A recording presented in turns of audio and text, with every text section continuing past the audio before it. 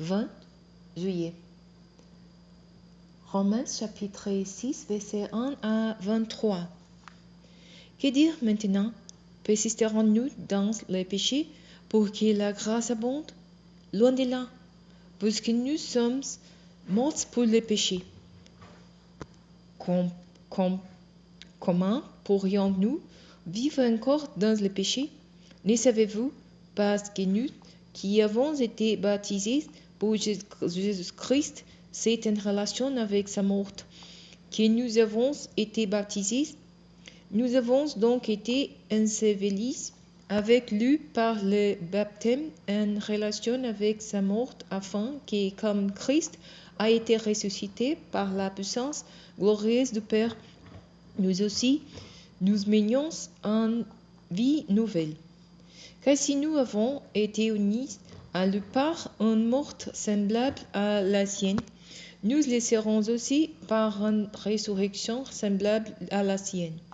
Comprenons donc que l'homme que nous étions autrefois a été crucifié avec Christ afin que les péchés dans ce qui fait sa force soient réduits à l'impuissance et que nous ne soyons plus esclaves du péché. Car celui qui est mort a été déclaré juste. Il n'a plus à répondre du péché. Or, puisque nous sommes morts avec Christ, nous croyons que nous vivrons aussi avec lui. Car nous savons que Christ ressuscité ne meurt plus. La mort n'a plus de pouvoir sur lui. Il est mort et c'est pour le péché qu'il est mort une fois pour toutes. Mais à présent, il est vivant et il vit pour Dieu. Ainsi, vous aussi, considérez-vous comme morts pour le péché et comme vivants pour Dieu dans l'union avec Jésus-Christ. Que les péchés n'exercent donc plus sa domination sur votre corps mortel pour vous soumettre à ses désirs. Ne mettez pas vos membres et organes à la disposition du péché comme des armes au service du mal. Mais puisque vous étiez morts et que vous êtes maintenant vivants, offrez-vous vous-mêmes à Dieu et mettez les membres et organes de votre corps à sa disposition comme des instruments pour faire ce qui est juste. Car le péché ne sera plus votre maître, puisque vous n'êtes plus sous le régime de la loi, mais sous celui de la grâce. Mais quoi?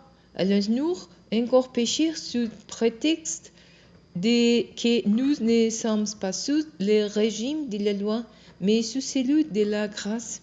Loin de là. Ne savez-vous pas qu'en vous mettant en service de quelqu'un comme des esclaves pour lui obéir,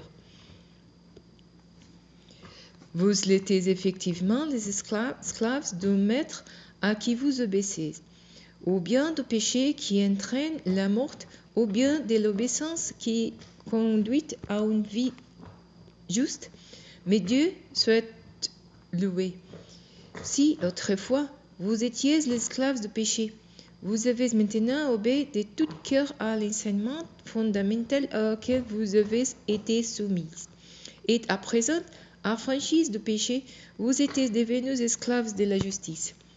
J'ai parlé ici d'une manière très humaine, à cause de votre faiblesse naturelle. De même que vous avez offert autrefois les membres et organes de votre corps en esclaves pour agir d'une manière immorale et qui ne respecte pas la loi de Dieu, offrez-les maintenant en esclaves à la justice pour devenir saints dans votre être et votre conduite. Lorsque vous étiez encore esclaves du péché, vous étiez libres par rapport à la justice. Or, quels fruits portiez-vous alors? Des actes qui vous font rougir des honte aujourd'hui, car ils conduisent à la mort. Mais maintenant, affranchis du péché et devenus esclaves de Dieu, le fruit que vous portez, c'est une vie sainte, et le résultat auquel vous aboutissez, c'est la vie éternelle. Car le salaire que versent les péchés, c'est la mort. mais des dons de la grâce que Dieu accorde, c'est la vie éternelle dans l'union avec Jésus-Christ notre Seigneur.